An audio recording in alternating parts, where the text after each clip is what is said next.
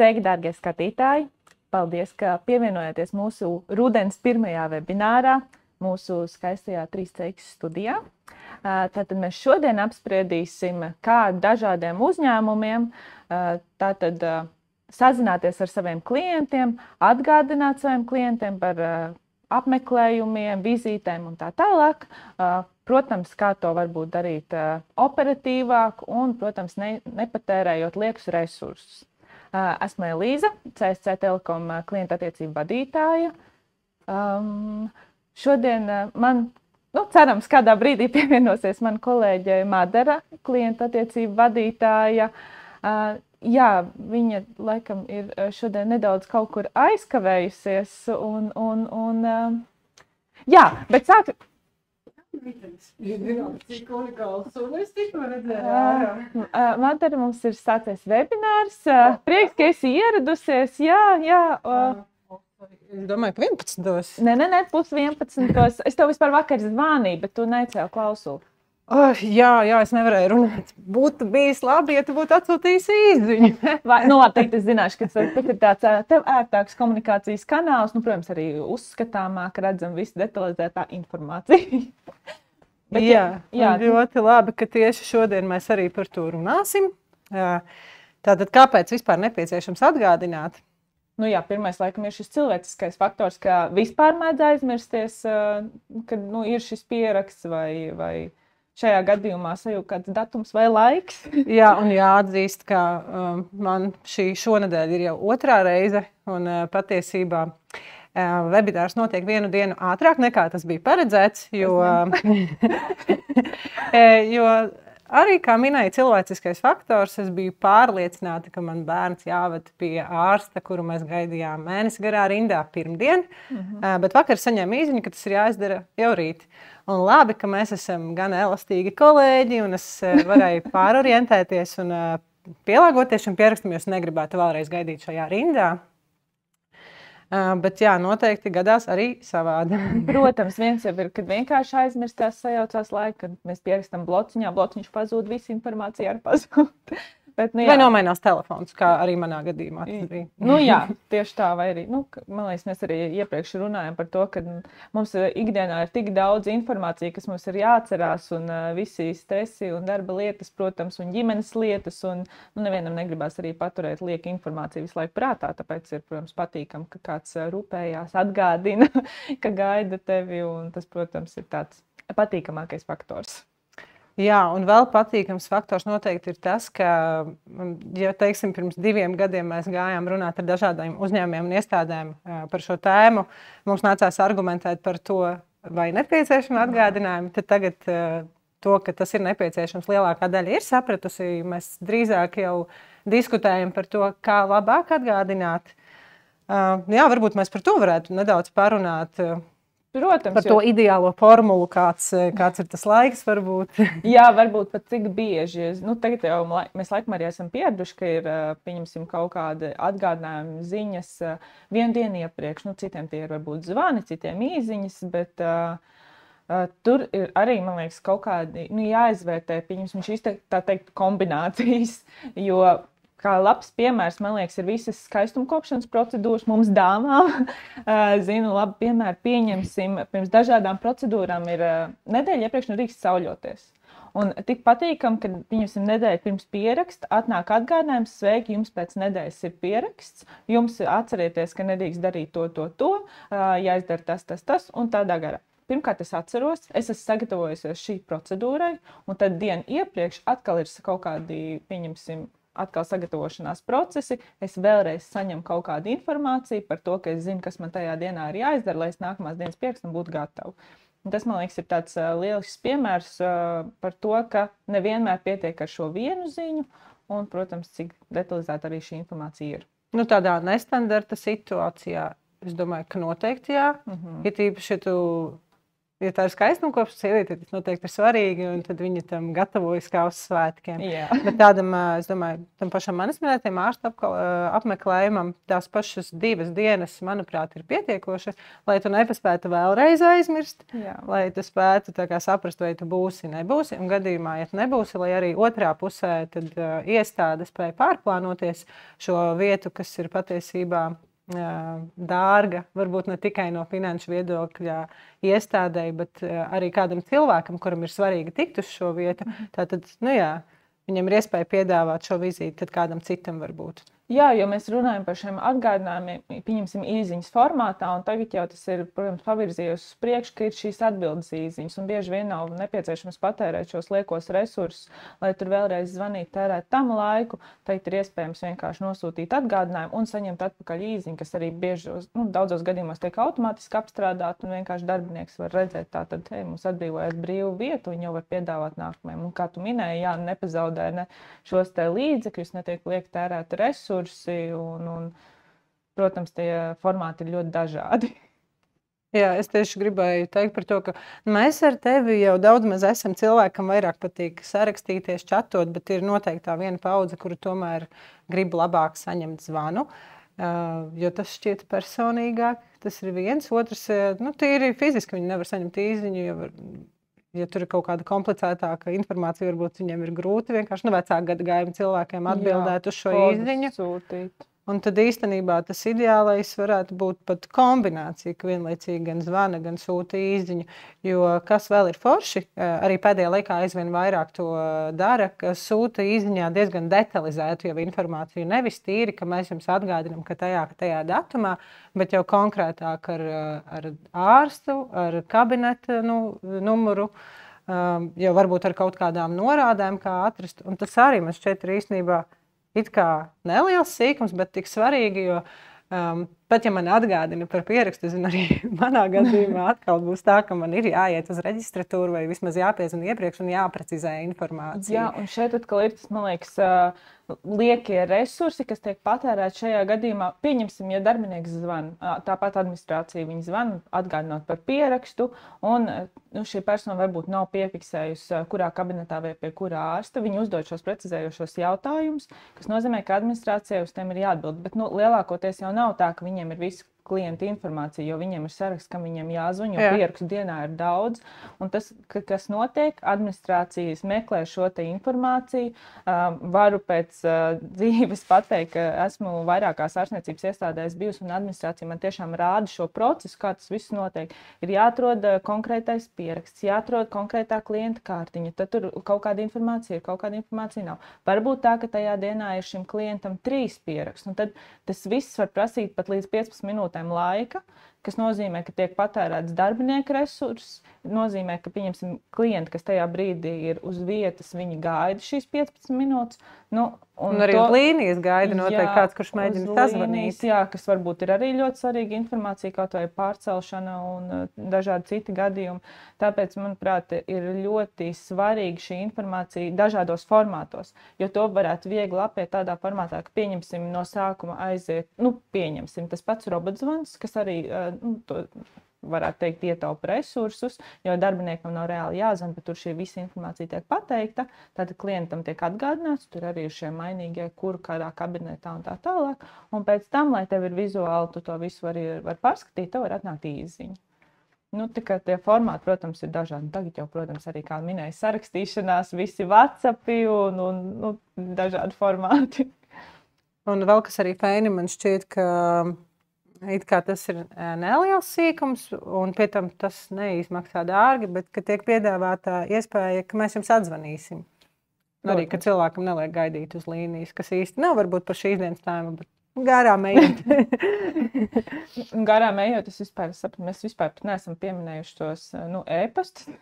Jo tas ir, protams, vēl joprojām e-pasti, man liekas, ļoti noderīgs informācijas avots dažādos gadījumos, bet informācijas nodošanas varbūt. Jā, varbūt, bet atgādinājumos, ņemot vērā, cik e-pasti ir daudz un Jā, tiešām pilna paskaste. Jā, Visi, kam nav slinkums, kaut ko sūta. Jā, un tad vienkārši tajā visā var ļoti viegli apmaldīties. Tajā pašā laikā ir ļoti labi arī šī informācija, ja mēs pieņemsim, ja ir informācija, kas ir garāka. To bieži var nodot tajā pašā e-pastā. Bet tur arī var apiet šo situāciju, pieņemsim, nosūtot īziņu un īziņā norādot linku, kurā ir norādīta papildus visa kaut vai mājaslapā, viss par, ja mēs runājam par ārstiem, tad izmeklējuma process un kontaktu un viss pārējais. Tā kā arī tajā mazajā īziņā var diezgan daudz informāciju ielikt, kas ir tāds pozitīvais aspekts. Jā, vēl par ko varbūt mēs varētu nedaudz parunāt par to, kas notiek pēc pakalpojumu sniegšanas. Jo, mums ir kaut kāda klientu datubāze, viņi ar mums sazinās, veids pierakstu, mēs viņiem atgādinām, ideālā variantā viņi atnāk.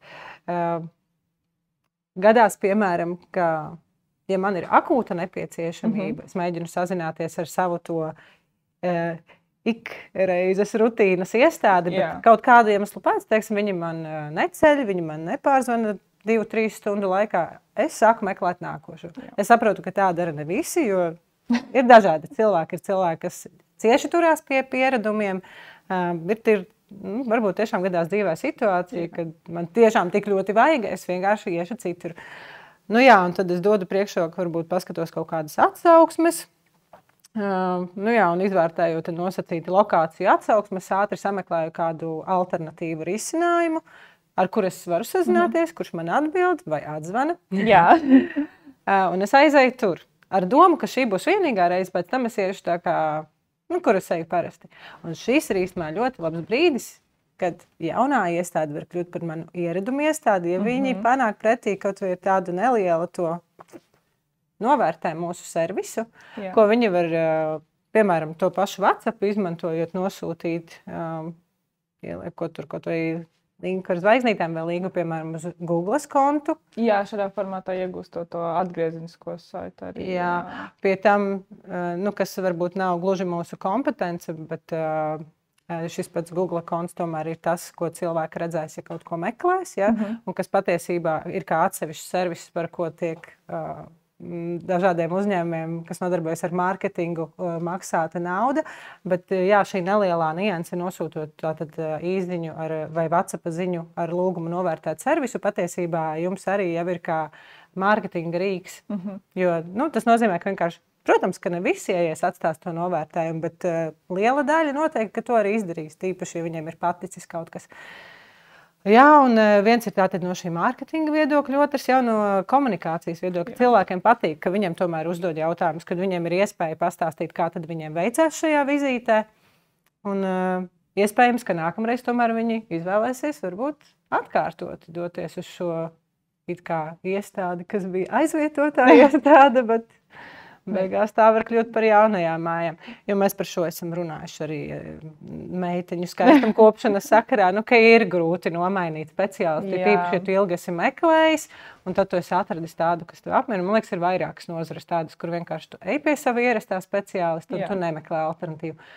Bet ja ir kaut kāds tāds brīdis, kad viņi nenoķer to brīdi, kad man tiešām vajag, tad var pazaudēt patiesībā ilgadēju klientu. Jā, ja godīgi, man tāda pieredze ir bijusi. Es pati esmu tas cilvēks, kas ļoti, ļoti turās pie sava, visiem gan speciālistiem, ārstiem. Es tāds arī ieraduma cilvēks. Man ļoti nepatīk mainīt īpaši jau kaut ko, kas par tevi rūpējās. Kaut arī to pašu manikīru, pieņemsim, mums meitenēm tū tēma. Bet ir bijuši gadījumi, kad, pieņemsim, es netieku pie sava meistara vai jebkur citu speciālistu. Labi, man iesaka kaut ko pamēģināt jaunu. Un tad arī tā, pieņemsim, komunikācija. Ir varianti, kad atsūta tev šo pašu e-pastu, kas man varbūt nav tas tuvākais komunikācijas kanāls, un tad es aizēju pie cita, un ir tik forši man sūta tur, pieņemsim, WhatsAppā ziņas. ar visiem smaidiņiem, tur izsaukuma zīmītēm, tur man atgādina ne to pašu nedēļu iepriekš, 2 dienas iepriekš, tad pēc tam man vēl piezvana Elīze, mēs tev tā gaidām, vai tu būsi, un tā komunikācija ir tik patīkama un tik forša, ka varbūt pat tas rezultāts būtu vienlīdzīgs, bet tieši dēļ šīs komunikācijas, ka es jūtos tik ļoti gaidīta un tik ļoti novērtēta, un viņi ir veltījuši tik daudz laika, lai kaut vai salikt tos pašus smaidiņus, man liekas, tas ir, es to tik ļoti novērtēju, man rada tik pozitīvas emocijas, ka es noteikti vēlos tur atgriezties, un es jau par iepriekšējo varbūt speciālistu aizmirst. Ir kā sīkums, jo mēs ejam uz konkrētu apkalpošanas sfēru, bet tomēr patīkami. Es domāju, daļai varbūt, kas tagad skatās, vai pēc tam ierakstā, tagad, nu, it īpaši tiem, kas kaut ko zina par īziņām, dolāri tagad smadzenēs tur griežās, jo, nu, mēs zinām, ka īziņa kaut ko maksā, un tad mēs runājam par čatošanu īziņās, bet es zinu patiesībā, ka arī, nu, pat tev ir jauns klients, kur tā pirmreizējā iniciācija, jā, tas kaut ko maksā, bet tās tālākās ziņas, kā tas notiek? Jā, tas ir vairāk šajā WhatsApp komunikācijā, kad, pieņemsim, šī pirmā ziņa tiek nosūtīta no pakalpojuma sniedzēja, bet pēc tam ir 24 stundas laika, kad, ja klients atbild, tad jūs varat droši čatot, un šīs ziņas, nu, tur tiešām ir bezmaksas, īpaši jau kaut kāds pirmais konkrētais skaits, lai visiem tas būtu izdevīgi un netik patērēt milzīgi līdzekļi tam. Un tad, protams, atkārtot, ja pēc tam klients ar tevi sazinās, atkal tas ir bez maksas, jo klients to ir uzsācis šo komunikāciju. Jā. Un arī īziņās, šis bija par WhatsAppu, tad arī īziņās bija līdzīgi, ka, teiksim, platforma tiek izmantota, lai nosūtītu kaut kādu tādu pirmreizēju atgādinājumu, hei, es te esmu joprojām, un tad tālāk, ja mums ir noķerta klienta interese, viņi vēlas pierakstīties, to jau var tālāk caur mobilo telefonu. Varbūt tā, ka pieņemsim atbildi aiziet uz to pašu īziņu, un tad viņi tur savā starpā komunicē čato. Un, protams, daudz arī vienkārši apieto kaut vai īziņas tekstā norādot telefonu numuriņu, gadījumā kaut kādu papildus jautājumu, tad var arī droši sarakstīties, un tur arī piedāvā iespējas rakstot uz šo numuru, var gan izmantot to pašu īziņu, gan WhatsAppu, gan arī, protams, piezvanīt. Tad variācijas ir ļoti dažādas, jā. Vienkārši nesaistīti ar tēmu nedaudz. Uzreiz arī atcerējos paziņu, kuram bija tāda nianse biznesā, ka viņam vienkārši vienīgais mārketinga kanāls, kas bija palicis, bija vienkārši klientu numuri. Viņš nodarbojas ar tādu lietu, ka liekas, priekš kam? Tur kūpinājumi, vistiņa, kalmāri, svētku galdam. Bet viņam beigās diezgan feini aizgāja, tīpaši tad, kad viņš WhatsAppā sāka list arī tos garšīgos ēdienus, ko pirms svētkiem viņš piedāvāja visu. Jā. Redz, ar to vienu bildi var tik daudz ko uztvert. Jā, tāpēc tas WhatsApps laikam arī ir tik ļoti interesants daudziem, ka tomēr tās bildes, gifiņi, emoji, ka tā saziņa dzīvāka. Protams, un var arī kaut kādā arī problēmas situācijās kaut kādās, pieņemsim, tie paši, nezinu, kā piemērs autoservis, ja kaut kas mašīnai notiek, ja autoservis piedāvā opciju sazināties ar WhatsApp, pieņemsim, es neesmu ļoti zinoši par mašīnām, ja man kaut kas notiek, es varbūt varēšu sūtīt bildi, pajautāt, vai es varu līdz jums braukt, vai man ir vajadzīgs evakuators vai kā, un nosūt bildi vai video, un tā komunikācija tik ātri notiek, un viss jau ir skaidrs, jo mēs nevaram būt speciālisti visās jomās, tāpēc varbūt kaut kāds vizuālais attēlojums ļoti nāk par labu šajās situācijās. Jā, dažādām fotofiksācijām. Jā. Tā kā varianti jau tur, protams, ir daudz, tāpēc jau mēs laikam arī runājam, kur vēl dažādos formātos var vispār izmantot šos te pakalpojumus. Jā, jo tas pirmais, protams, nāk prātā skaistuma kopšana medicīna, bet būtībā jau jebkura nozare, kur ir kaut kāda veida pieraksts, tur arī šī atgādinājuma var kalpot. Un, mēs tā aprunājāmies arī ar vīriešu kārtas kolēģiem, lai nav tā, ka mēs te tikai par skaistumu kopšanu. Protams, ir arī sievietēm ir riepas, ja? Nav tā, ka tikai vīrieši. Un īstenībā sezona tuvojas. Nav daudz servisi, kuri būtu ļoti automatizējuši šo pierakstu, bet uzrodās arvien vairāk. Un pēc būtības tas, ja tu dod iespēju pierakstīties elektroniski, dod ļoti daudz plusus arī tev, gan tai vienai sezonai, gan pēc tam jau uz priekšu darbam. Un es zinu, ka arvien vairāk arī autoservisi cenšas iet līdzi tehnoloģijām. Un ja tev ir šis klientu saraksts, tu būtībā vari atgādināt smuki par pierakstu, lai tur nebūtu kaut kāda staigāšanas ar laikiem. Un otrs arī var izveidot arī kaut kādu rindu ar bāzi, kam tu vienkārši piedāvā tajā brīdī, kad ir brīvs pieraksts. Jo tajā brīdī, kad sākas šitas bums, kad uzsnieg pirmie sniegi, un labi, tas vēl pēc Pēc kāda laika. 2 mēnešiem, bet jā, tad ir diezgan grūti pierakstīties kaut kur. Taisnība. Un vēl, kur arī ļoti labi pielietot, ir, zinu, ka ir daži uzņēmumi jau, kas to dara, bet ne visi, kas to varētu darīt.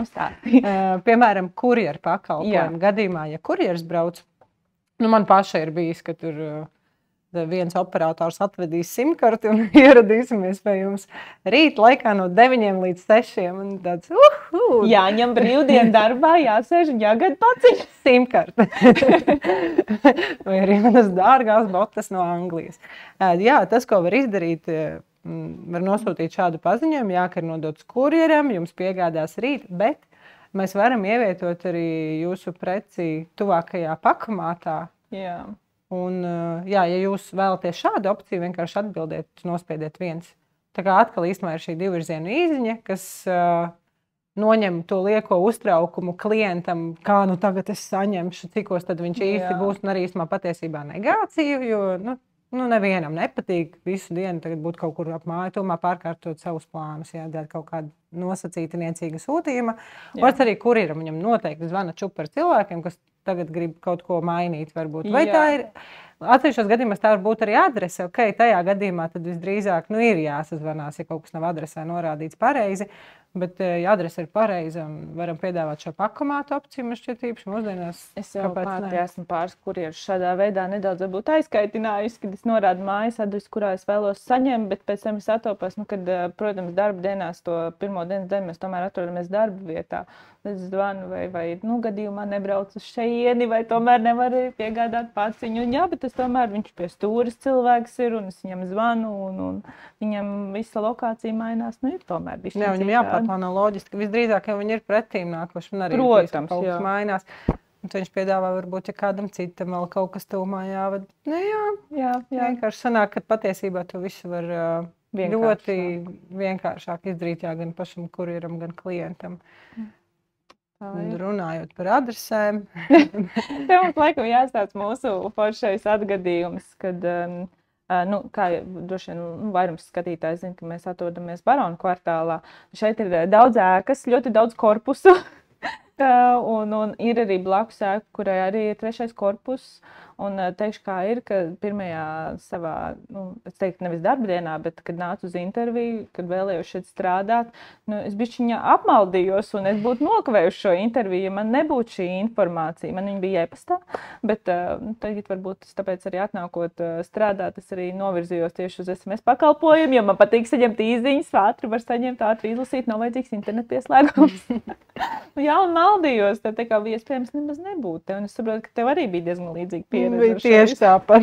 Tieši tāpat, ka vajadzēja meklēt. Un labi, ka bija kaut kādas norādītas, atsūtītas. Jā, un citādi nebūtu ne mēs darbinieki, ne šis webinārs. Tāpēc ir kā viena maza sīka īziņa, bet tomēr noderīgi, lai zinātu, no kuras puses ienākt un kurš korpus un tā tālāk. Jā.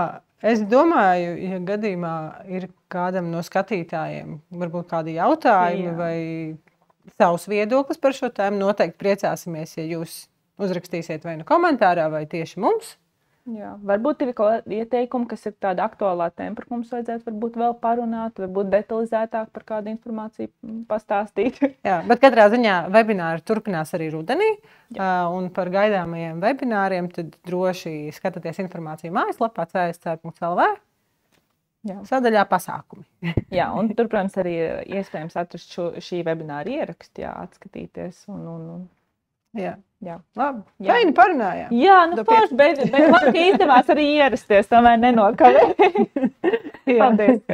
Jā, paldies. Tā.